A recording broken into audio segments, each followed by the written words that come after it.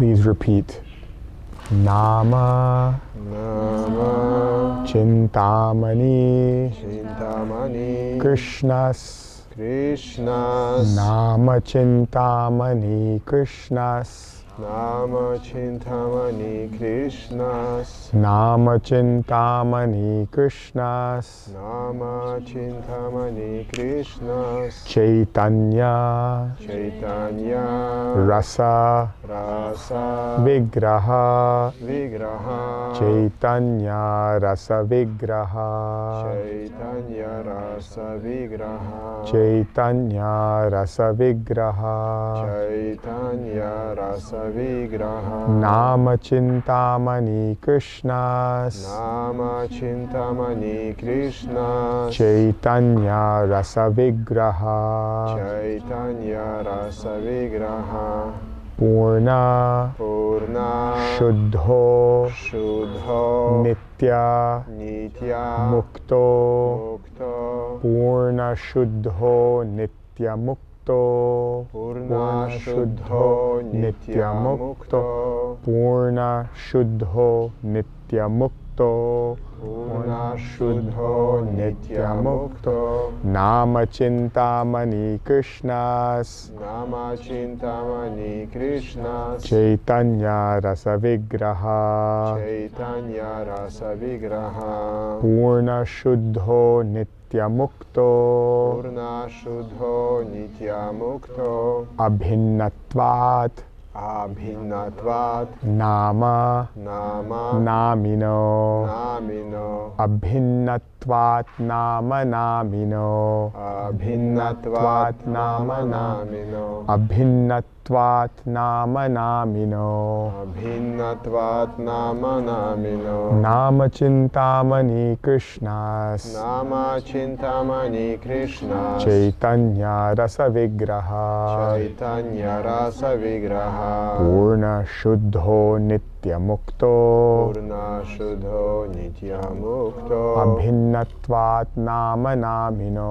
Abhinnatvat Nama Namino. So Nam means the name.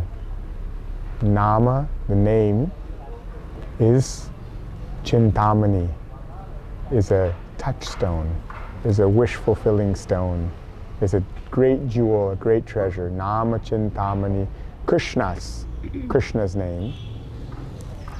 Chaitanya, the literal word of meaning of Chaitanya is the living force. It is the living force, Chaitanya. Chit, right? Yoga's chitta nivritti, what is it? Yoga's chitta nivritti, right? So chitta means the consciousness, but it literally, in this case, it means the force, the living force. Chaitanya and rasa. Rasa means like nectar, something that you taste, a mellow, rasa. It's full of sweetness, rasa. But not only is it formless, but it is vigraha. It is a form. It is a form of rasa. It is a form of sweetness. It is a form of that you can taste from any angle, and it will always be full of flavor. Chaitanya Rasa Vigraha. Purna. Purna means complete. Om Purnamada Purnamidam. Right? So Purna means complete. Purna. Purna. Shuddho. Shuddha means pure. Pure. It is pure and it is purifying. Purna Shuddho. Nitya Mukto. It is eternally nitya, like nityananda. So nitya means eternal. Nitya mukta. Mukti, liberation. It is eternally liberated. Means it is not of this world. It is not of this realm. It is of the transcendent realm. Nitya mukta. It is eternally from the transcendent realm. Nitya mukto. Abhinnatvat. And there is no difference. Bhinna means difference. Abhinna. There's no difference. There's no separation between the nama, the name, and the namino, the one who is named. The one who is being named, the one behind the name, the one who is the name, and the name itself, there is no difference. So once again, Nama Chintamani Krishnas Nama Chintamani Krishnas Chaitanya Rasa Vigraha Chaitanya Rasa Vigraha Purna Shuddho Nitya Mukto Purna Shuddho Nitya Mukto Abhinnatvat Nama Namino. Bhinnatvat Nama Namino. Is this verse in the group? I would like to. We'll send it. So much, but Yeah. it's a little easier for me if I can. I'll find it. I'll find it and I'll put it on there now. You send it to me. Yeah. Yeah. Okay. It'd be nice to have it before, so we can. And it will go to drive everything. No, it's more about now. Like drive is okay, but I would like to, you know, Yes. to see it now, and then I can easily follow. Otherwise, it's a little Right. difficult. Coming right now. But it's okay. I know. It's also helpful so we can date it because with the recording so we can match them up. Okay, so this verse, very important verse, which explains one of the most esoteric truths about the holy name. That the holy name, Nama, and Krishna, Nami, they are not different. And this is mind-blowing, right? So for example, if you say Mary, and if Mary is not here, Mary will not appear. You know, it's name separate from a person. Or But water, water, water. you will not quench your thirst, right? Or, you know, pizza, pizza, pizza, you know, it will not make you satisfied, you know. But because we live in world of duality, where substance separate from names and many, many different things which one separated from another. Absolute realm and the absolute truth, everything is absolute. So whatever part of the absolute you take, it's still absolute. And the form of the Lord, His name, His qualities, His activities are non-different from Him.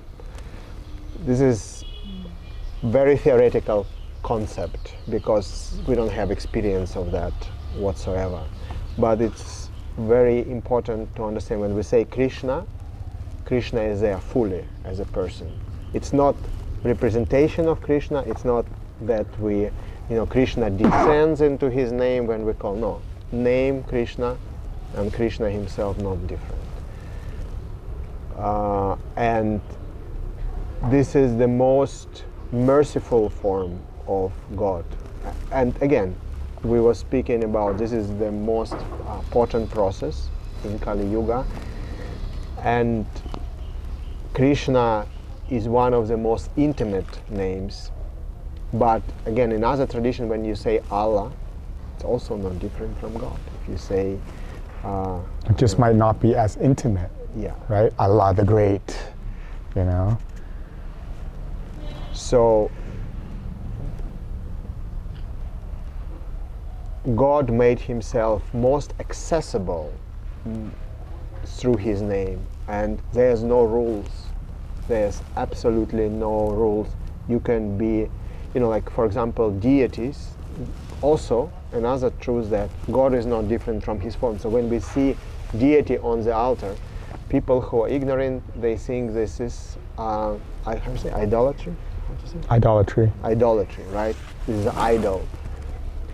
Yes, if you don't have understanding of the absolute and how any seemingly material substance can become spiritualized, like any box could be a box, but postal box, you know, if you throw your letter in a garbage bin, it will remain in a garbage bin. It's, I guess, little outdated. Still, we do a lot of post, but if you Without Amazon, bro. without, yeah, right. But if you send your letter, if you put your letter into a postal box designated, it comes to a destination. So deities, they require, first you curve the deity according to the form of the Lord described in the Shastra, then you do ceremony of prana pratishtha. You call the Lord to descend. And once this ceremony is done with devotion, Lord comes there, and that becomes completely non-different from God. So it's not idolatry. There's a very, very rich philosophical understanding and tradition behind it. But the name, you don't need to do anything. You say the name, Krishna is there. That's a very, very special nature of the holy name. Also, to worship deity, you need to be extremely clean, extremely qualified. There are so many rules which you need to follow. But with a name, you could say the name anywhere and everywhere. There's a story of Lord Chaitanya and small boy Gopal. And Lord Chaitanya, he was always chanting the name, always vibrating Krishna, Krishna, Krishna, Krishna, or Hare Krishna, Hare Krishna. And once he went to place, they had outside places where somebody would pass stool. We didn't have westernized. There will be some places in the fields. And this boy was accompanying his Lord Chaitanya, and then he heard, oh, the chanting has stopped. When Lord Chaitanya came back, he said, why did you stop chanting? He said, I was in toilet. He said, but if you would leave your body in toilet and you would not chant, that would be a disaster. You should chant always. And said, okay, from this day, you tell the truth. You will be known as Gopal Guru. And he became big acharya. But the point is, of course, Lord always knows what's true, what not true. And he doesn't need to go to toilet. But he manifests all these pastimes to give instructions. And so he said, even if actually, my understanding of that story, is that Chaitanya Mahaprabhu saw somebody else going to the bathroom. Somebody else was going to the bathroom, but the other person, when they were on the toilet, because they couldn't stop chanting, they were holding their tongue, because they literally couldn't control themselves from chanting, so they were holding their tongue. And then this young boy saw that guy, this great, and then said, why aren't you chanting on the bathroom? And the guy said, it's the bathroom. So you can chant anywhere. And then Chaitanya said, that's how I heard it. Okay, so we've heard it different. That sounds better, actually, your version. Anyway, and so that doesn't matter where you are. There's no rules. We'll learn Shikshastra. Just today, we actually chanted that second verse before the japa today. Yeah. So you explain it a little bit? No. Okay, yeah. So it says Nam Namakari Bahuda Nija Sarva Shakti Statra Pitanya Mita Smaranena Kala Hetadrishita Vag Kripa Bhagavan Mamati Durdaiva Medrisha Mihajanina Nuraga. He said, you have, my dear Lord, you have so many holy names and there's no rules for chanting it. But unfortunately, even though you are so merciful, you manifest yourself in your names, I don't have attraction to anuraga. I don't have this anuraga. I don't have spontaneous attraction to chanting. So we need to, until we have it, until we have this attraction, another Acharya Bhaktivinoda Thakur said, we should carefully chant until this attraction awakens. So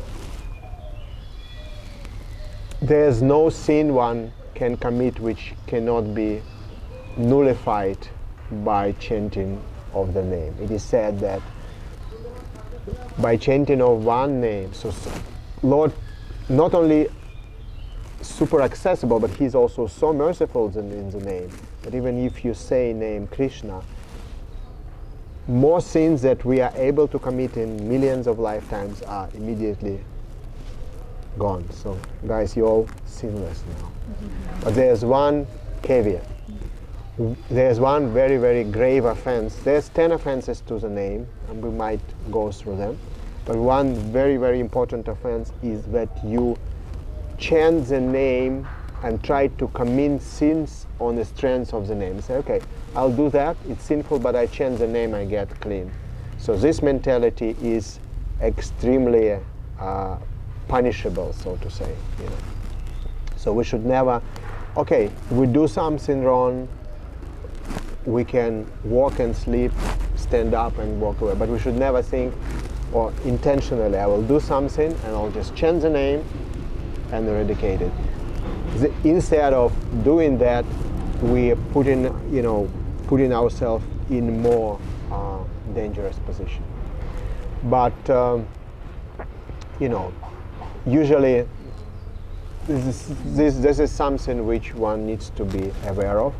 But if we chant for the sake of chanting, for the sake of pleasing the Lord, we should always do that. I just want to chant. I don't want, we meditate, whatever we do.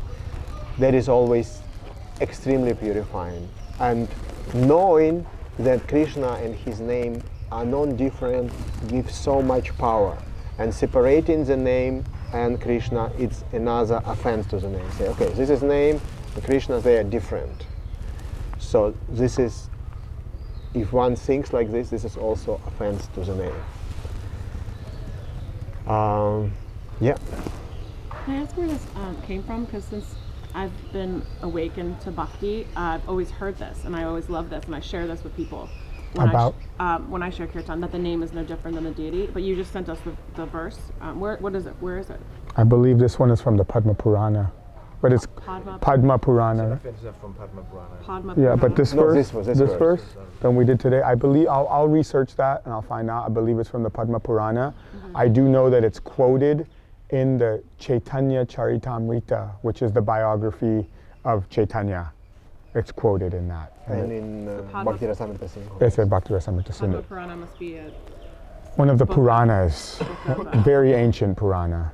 book of knowledge, a book of yeah, one of the sastras, one of the Vedas. one of the Vedas. Yeah. One of the Vedas, But what oftentimes what'll happen is the more contemporary meaning like 500 years ago, like they would take certain quotes and then they would put them into their own books. Mm-hmm. And so a lot of times the way we've gotten these quotes or these verses are through the ones that they chose and put together for a specific purpose. So where originally it comes from, I'd have to research that, but he's saying it's in the Nectar of Devotion, which is a beautiful book. Nectar Devotion, Bhakti yeah. Rasamrita Bhakti Sindhu. Rasamrita Sindhu. And why they do it? Because Puranas and Vedas, they have so much knowledge. It's like insane. So to yeah.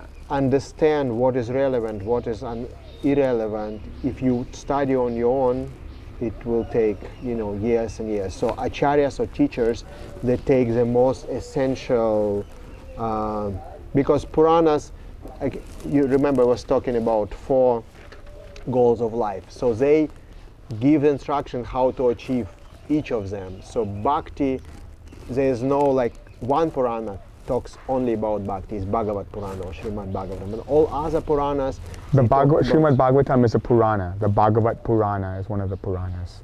So yeah, so then all other Puranas, they give all different aspects, and to navigate through what is extremely relevant, because we don't have so much time. So the acharyas, they distill the important verses and they collected them in their writings. So they make some point about bhakti and they substantiate it by the relevant quotes from the Shastra. Therefore, it's always all these writings, whereas even you see Vish and I, we try to quote, but we speak in a more simple language.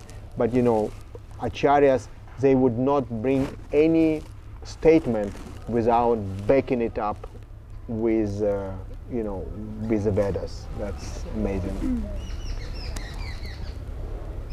There was a very lowly street sweeper, and this guy every day he would sweep around the Shiva temple, and he was thinking, I don't want this life anymore. This is miserable. I gotta sweep the streets. Nobody respects me. I have no money. I have no wealth. I have no status. But every day as he would sweep around the temple, he would take one leaf and he would offer it to the Shiva Linga, and he would take a little water and he would pour it on Shiva. And every day that was his practice. But every day his wish was, oh Shiva, come on, hook it up. So one day Shiva appeared to him. He said, what would you like, sir? And the street sweeper said, I would like I would like to be rich. I want money. I want money. People respect you if you have money, otherwise nobody gives a shit. So Shiva said, okay, well, you go to Vrindavan, and there's one saint there, his name is Sanatan Goswami, disciple of Sri Chaitanya. And Sanatan Goswami, he has a touchstone, a chintamani. Chintamani, we have this word chintamani. So he has a touchstone, or they call it the Philosopher's Stone, Harry Potter and the Philosopher's Stone, right? Where anything that you touch this stone to, it can transform it into gold. He said he has this type of stone, and in many, many scriptures and legends of the world, they speak of this type of alchemy where you can turn metal into gold through mercury and through certain practices, and I think it involves urine somehow. I don't even know. Anyways, yeah, tantric stuff. I don't know. So we can tell exactly how it involves you. I'm pretty sure it involves urine. No, actually, you drink the mercury. You eat the mercury. So right? if you don't die, if you're mystic, because if you drink mercury, you're done. You know, you need to drink mercury if you have these powers. Not that I tried it. And then you pee onto metal, bell metal, and and it becomes gold. It can become gold. So guys, don't try it at home. I don't. Nope. So this man, he made his way to Vrindavan, and Sanatan Goswami he was living on this little hill in Vrindavan, which today has the most iconic temple of Vrindavan, the Madan Mohan temple, which is the iconic symbol of Vrindavan. But that time there was no temple there. He was just living very simply under a tree, and he had his deity. He hung his deity in a tree, and he was just engaged in his chanting and his bhajan. And the man came, and the man said, dear sir, I've been sent by Lord Shiva. He told me that you have this philosopher's stone, you have this touchstone, and he told me that you would give it to me. Sanatana Goswami said, sure. You see in that pile over there, go look for it in there. So the street sweeper, he goes and he sees this pile of garbage. And in the garbage and in the food and in the whatever old clothes that are there, no plastic at that time. And he looks through and he finds this philosopher's stone, and he's like, first for a moment, he's like, wow, and he starts going here and there, and he starts touching it to everything and creating gold, and becomes the richest man in his town, and everyone respects him, and he grows a big mustache and a big belly, smokes a hookah. And then, after a little while, he's like, wait, why was Sanatan Goswami keeping that touchstone in the garbage with the trash? If he was keeping in the trash, he comes to Sanatan Goswami and says, you must have something else more valuable than this. If you're keeping that in the trash, then you must have something else that's more valuable than this. I want that. I've enjoyed this life, I've enjoyed the fame, I've enjoyed the beauty, I've enjoyed the wealth, I've enjoyed the power, I've enjoyed the strength, I've enjoyed the education. These are all like the 6 opulences, right? Wealth, beauty, fame, strength, renunciation, and something else. And intelligence, thank you. So the six opulences, and so he says, I've enjoyed it all. And I've been around some people, I've been around some of the biggest stars of the world, and we did this actually. We did this. We came together and we did satsang, and we chanted and we breathed and like that. And because they had it all, they have it all, and they just were not fulfilled with it. And it was very inspiring to see someone who I may aspire for what they have, and to be around someone like that, who then I realized, well, they want what I got. Wow, I could use a little bit of what they got, but So Sanatan Goswami said, well, if you really want this treasure, then you take this and you throw it in the Jamuna River. And the man, can I do this?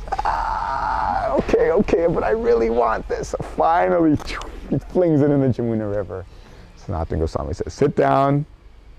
Here's your beads. Hare Krishna, Krishna Krishna, Hare Hare. Sit and chant. So this chanting it's considered to be, there's a verse that says Golokera Prema Dhana. Please say Golokera Prema Dhana. Dhana means wealth, Prema means love. Golokera, from Golok, from this transcendental realm, from the spiritual realm. The treasure, the most deepest treasure of the transcendental realm. Golokera Prema Dhana. Golokera Prema Dhana. Golokera Prema Dhana. Golokera Prema Dhana. Harinam Sankirtana. Harinam Sankirtana. The chanting of Harinam, the chanting of God's names in community, in satsang, in together, is the greatest treasure, is the greatest wealth, and how fortunate we are to have access to this in the holy place, at this holy time, in this holy association. So maybe we will also learn, and I'm speaking for myself, learn to appreciate this gift that I have the privilege of receiving from my teachers. I give you very confidential instruction. And he gives him Mahamantra, Hare Krishna. Chant. This is very confidential. There is nothing more confidential than this. And the disciples say, wow, so nice. I got something very confidential. As he goes away from Guru's ashram, and he sees boys playing the ball, and they chanting Hare Krishna. I was like, I thought he gave me something very confidential, but yeah, I'm a little confused. So he goes further and he sees another group, fishermen. They put in the nets out, doing whatever the fishermen do, and they chant Hare Krishna. What's going on? These boys chant Hare Krishna, these fishermen chant Hare Krishna.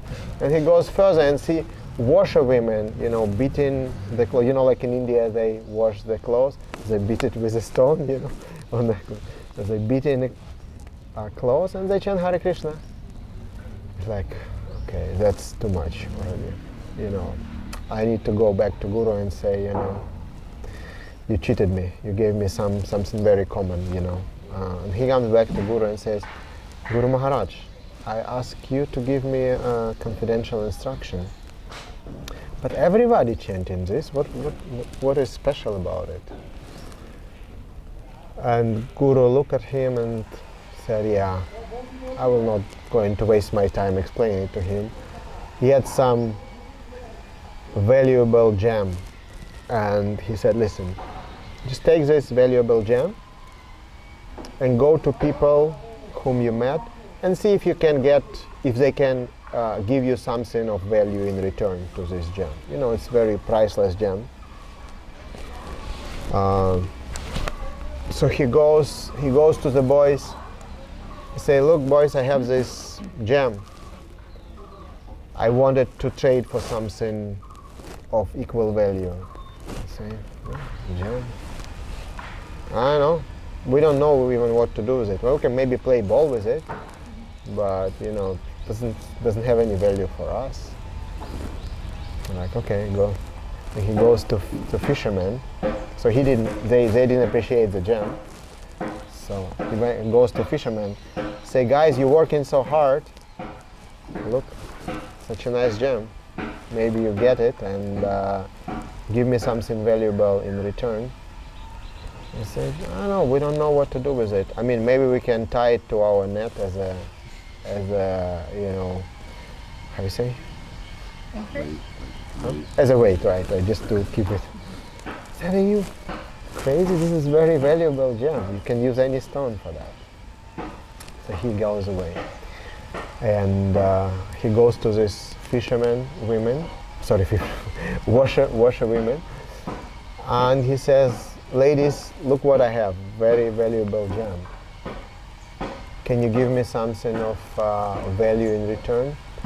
And they say, I mean, what are we going to do with it? Oh, we can use it to beat our clothes. It seems to be appropriate for that, you know.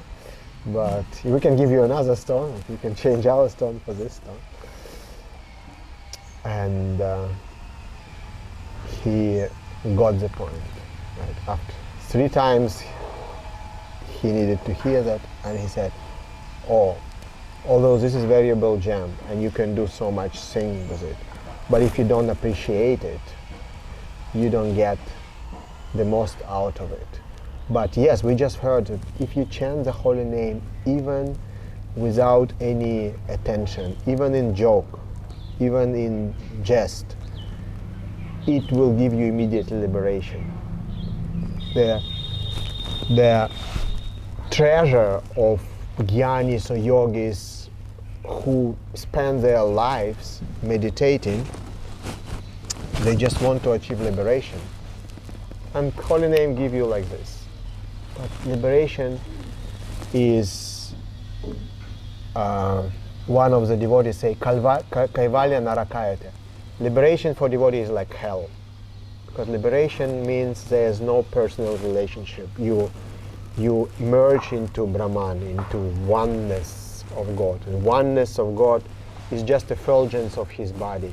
But there is no personal relationship, there is no personal interaction. There's some aspect of eternity is there. You will be eternally conscious. You will be having bliss, immense bliss compared to what we have here, but bliss is static in liberation. So, and because you're eternal, you will be bored out of your mind, you know. And so there is no dynamism. So liberation as it is considered as garbage by devotees. And then the one who appreciates and chants the name with intention, one can get prema, right? So the fishermen, boys, everything, yes, they got the name, and it's so valuable. And it compared using the name as, you know, as you would use a stone to play with a ball, as a ball, or, you know, use as a weight for the net, or as a stone to beat the clothes.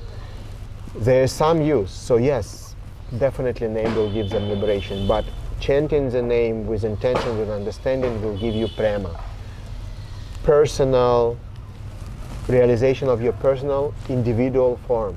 We all want to be individual, right? Therefore people tattooing themselves, you know, doing piercing, they just want to stand out, you know, externally.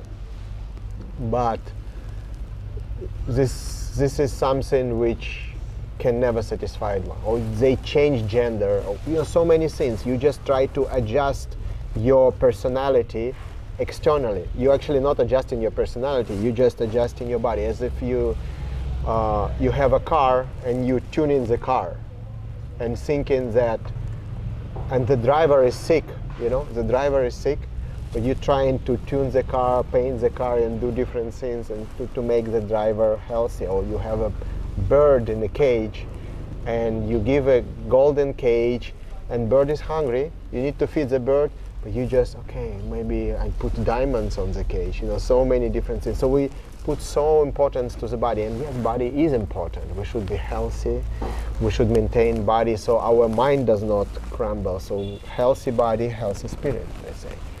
But ultimately, the soul will never be satisfied until soul, or we as a soul, which we think, you know, I'm a man, I'm a woman, you know, I'm Ukrainian, American, German.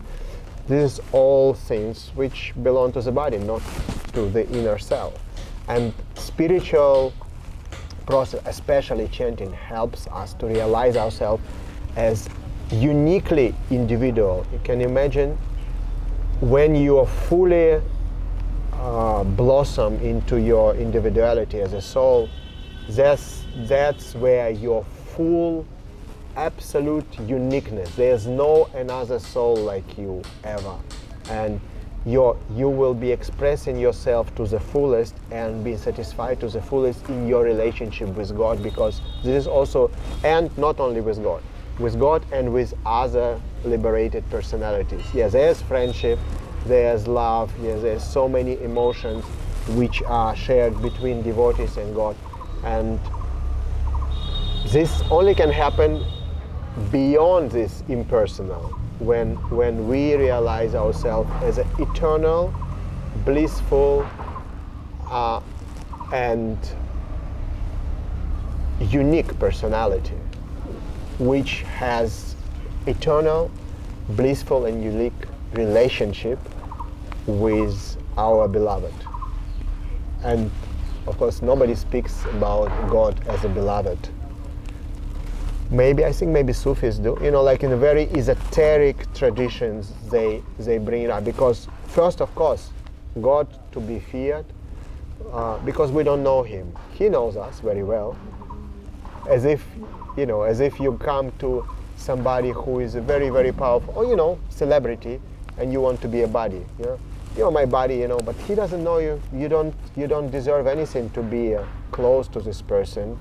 You didn't do anything to build this relationship. So naturally, it's natural, right? We like somebody, I don't know. Whom would you like to hang out with from, I don't know, famous personalities? Other than Vish, of course. Who do we want to hang out with, guys? Okay. Yeah.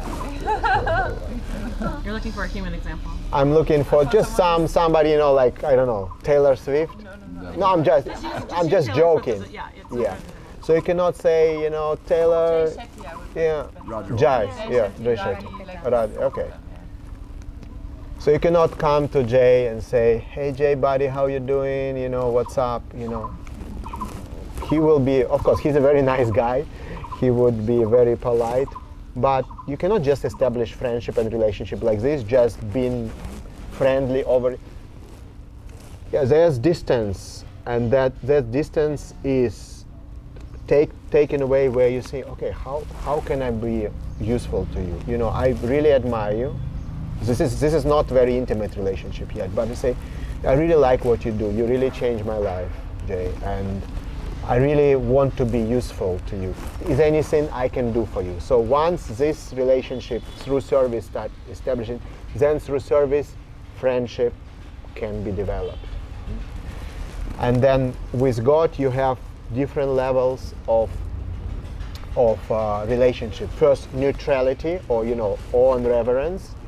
Then next one is dasya, or servitorship. Next one is sakya, or friendship, and there is vatsalya. You could develop relationship as a parent to a child, like Mother Yashoda, Nanda Maharaj. So there's Gopal, deity is very small deity of Krishna, and there's a lot of bhaktas who want to worship and have eternal relationship with God as their child, because it's very, very unique love. But more than this is conjugal. You want to establish relationship with God as your beloved. And this is the highest in the sense, if you compare perfect relationships, they're all perfect. And somebody who has particular relationship, they're completely satisfied. Like you cannot, as if, like you have your relationship with your mother, or with let's say with your son or with your daughter, and this relationship is perfectly satisfying. You cannot change them. But you cannot establish conjugal relationship with your child. But somebody who can establish this relationship, there's a higher intimacy than that, than from a parent to a child, husband and wife, lover and beloved. It's a higher intimacy, if of course it's properly established, not that you want to kill one another. So how did I get there? This is like really getting esoteric, but I just wanted to say that this example is that the name can give us the highest destination if we properly chant it, but it will give us liberation easily. We already have liberation. We chanted it, we don't realize it. But it's, you know, whenever we chanted the name, it's forever changed our life already. Can I ask you a question? Yes, sir. Yes, sir. What'd you say? Yes. Yes. Okay. You were talking about murtis and ceremonies performed for the deity to descend into the murti. Like I have an altar at home, and I chanted them and offer incense, but I don't know that I like performed a certain ritual when I like brought them home. So, is there a way for people like me to have the deity descend into the murti, or this is something you're talking like Pujari status? Which murti do you have of? I have a lot of bhakti murtis. So I have Krishna, and I have Narasimha, and I have Radha and Krishna, and Lakshmi, and, you know, I have. So out of murtis, so if they are like this and they are not established, they don't really take offense if you do something incorrect. Okay. But especially Nrisimha or Radha Krishna, it's very high standard. If you want to establish murti properly, then you have to have a standard which you never go down. Therefore, deity worship is a huge responsibility. It's like you give birth to a child, and like sometimes I feel like feeding him, sometimes I don't. So this is very. The only deities which are extremely merciful are Gauranitai. I'm sorry. Gauranitai, Gauranga, Nityananda. So you can establish them, and they very kind of negligent to our offenses, you know. But yeah, consider the murti is not like an idol or something that you, when you want to do something, you do. When you invite Krishna in this form, you take responsibility, and this is like. Okay. So you were talking about like Pujari temple status. No, it's somebody has at home, but you know, those who have at home and they want to establish the murti, Right. they given the knowledge that this is, guys, if you want to do it, this is what you're signing up for. Right. Otherwise, just change the holy name, have a picture, or have murtis like you, but they are not established. But still, Krishna can. It's not that he's directly there, but he can accept your devotion still. I understand. Yeah. I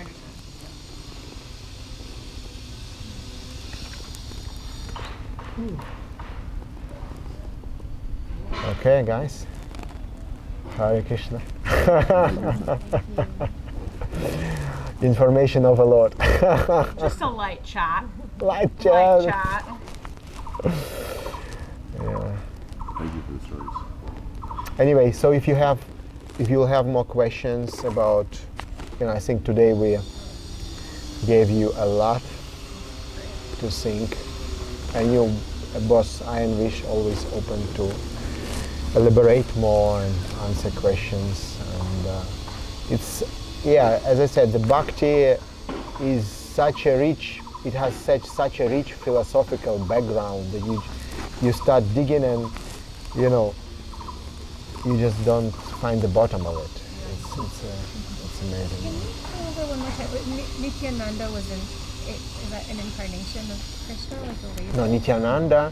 So Krishna has brother Balaram. You've heard of Krishna Balaram? Right. This is Krishna is the original God. There is nothing before Krishna. Nobody created Krishna. Nobody manifested Krishna. Krishna always existed. How? Don't ask me. This is beyond understanding, right? There is no source of God. Otherwise, you know, that's a natural question, which people say, yeah, but who created God? This is like catch-21, right? Can you create the stone which you cannot lift, you know? Like, well, can God create stone which he cannot lift? I guess the answer is yes, but how it is happening, we don't know. So certain things, you know, we have material intelligence, material logic, and there's certain topics which just ungraspable. So how there is not, but yes, this is original, and then his absolutely first expansion is Balaram, his brother. And so Chaitanya Mahaprabhu is incarnation, direct Krishna, who comes in a golden avatar, and Nityananda is direct incarnation of Balaram. So these two brothers coming like that. You know? Nityananda. Yeah, Gauranga and Nityananda, though when they appear as Krishna and Balaram, they actually appear as brothers, but Gauranga and Nityananda, they appear from different parents. Gauranga and Nityananda is the same person. Or not? Krishna, Balaram, no, yes, two different persons. Krishna, Balaram, two different persons, and Gauranga and Nityananda, same Krishna, Balaram. Wait. Same Krishna comes as Gauranga, Balaram comes as Nityananda. Okay. And they're also brothers. Wait. They are not kind of brothers in a Yes. technical sense, because they appear from different parents as Nityananda and Gauranga, but they are same brothers. Yeah, transcendental brothers of Krishna, Balaram. Balaram is the original brother of Krishna. The original expansion, Expansion, okay. and he is then from Balaram. All other expansion incarnation like Vishnus and everything come from Balaram already. He comes from Balaram. Yeah, Mahavishnu, and you know, I mean, we can talk about how the universe is coming from Vishnu and how it's But so is Vishnu coming from Balaram? yeah, Vishnu is Krishna in the office, so to say. You know, like you have a full personality with the most intimate aspects of character, which is not manifested when person is in the office, in official position, right? So Vishnu would be somebody with whom you can have only a relationship of awe and reverence. You cannot have more intimate relationship with Vishnu, because Vishnu is official Krishna, so to say. Krishna is in the office. If you want to go further than this, and there's spiritual realm where devotees love this, and they just want this, and they just always worship Vishnu. But with Krishna, they can wrestle, you know, they can make jokes with him, they can prank him and stuff like that, you know. He is more powerful than Vishnu, but he has more sweetness. He manifests full personality of God, and full personality includes sweetness, extreme, up to conjugal, right? So when we chant Gaura, that's short for Gauranga? Like Yes, Gaura is short for So when Gauranga. you say like Nitai Gaura, Nitai Gaura, Nityananda Gauranga, you're right? just putting them together, the two incarnations of, You just it's just kind of like a, you chant two names, Nitai Gaura, so both of them, Nityananda Gauranga. Yeah, like for Krishna you can say, I mean there's different, you can say Kanai or Gopal, this is the name, this is the same personality, it's completely not different, but you have Kanai or Gopal, so Gaura would be like a short form. Nanda Yashoda Dulal, you know, there's so, we will learn this, but you know, Nanda Yashoda Dulal, Girivaradari Gopal.